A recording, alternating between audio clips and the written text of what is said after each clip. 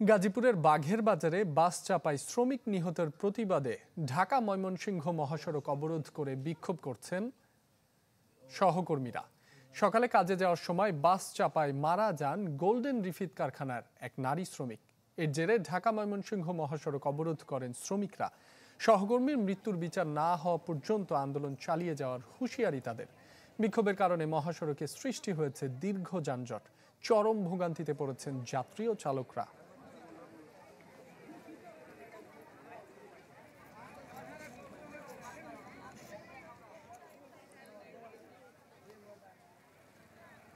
আরো জানাতে সরাসরি যোগ দিচ্ছেন রফিকুল ইসলাম খান। রফিক, রাব্বি, আসলে বাস চাপায় নয়, অটো রিক্সার ধাক্কায় গার্মেন্টস শ্রমিক নিহত হয়েছে। সেই প্রতিবাদে কিন্তু সকাল 8টা থেকে ঢাকা ময়মনসিংহ মহাসড়ক অবরোধ করেছে শ্রমিকরা। আপনাকে যদি একটু দেখায়, এই মুহূর্তে কিন্তু যে ঢাকা ময়মনসিংহ মহাসড়কের বাঘের বাড়া এলাকা রয়েছে, সেইখানে বিক্ষুব্ধ শ্রমিকরা রাস্তা অবরোধ করে রয়েছে। যদি সকাল 8টা থেকে রাস্তা বন্ধ করেছিল গার্মেন্টস শ্রমিকরা, এই মুহূর্তে কিন্তু পরিবহন শ্রমিকরাই নিজেরাই কিন্তু রাস্তা গাড়ি চলাচল বন্ধ করে দিয়েছে। তারা যেটি বলছে, যে কোনো কারণ হলে কোনো অকারণেও মানুষ রাস্তায় এসে রাস্তা মহাসড়ক বন্ধ করে দেয় এবং যানবাহনের চালকদের যে ভোগান্তি, সেই ভোগান্তিতে পড়তে হয়। তার এমন পরিস্থিতি কিন্তু প্রতিদিনই তাদেরকে পড়তে হচ্ছে।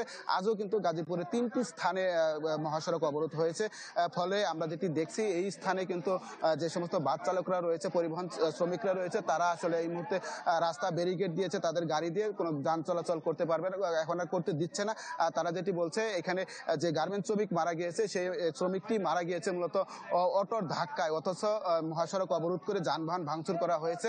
তাদের এই সমস্ত অভিযোগ এনে পরিবহন শ্রমিকরা এই মুহূর্তে আসলে যান চলাচল বন্ধ করে দিয়েছে। অন্য প্রান্তে যে গোল্ডেন রিফিট গার্মেন্টসের শ্রমিকরা মহাসড়কে ছিল, তারা কিন্তু এই মুহূর্তে মহাসড়কতে ছড়ে দিয়ে তাদের কারখানাতে অবস্থান করছে। যদি সকালবেলা গার্মেন্টস শ্রমিকরাই মহাসড়ক অবরোধ করেছিল, কিন্তু আমরা কিন্তু দেখছি যে আইনশৃঙ্খলা বাহিনীর সদস্যরা এসেছে, তারা শ্রমিকদের সাথে কথা বলছে এবং যে সড়ক অবরোধ, সেই অবরোধ এখনো রয়েছে।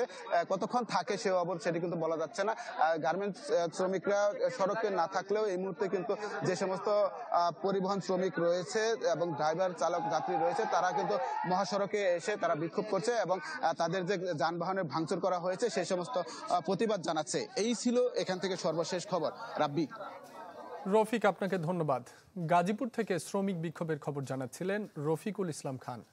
উৎসবে খুশি হবে নগদে বেশি, কারণ ঘন্টায় ঘন্টায় আছে গিফট জেতার সুযোগ।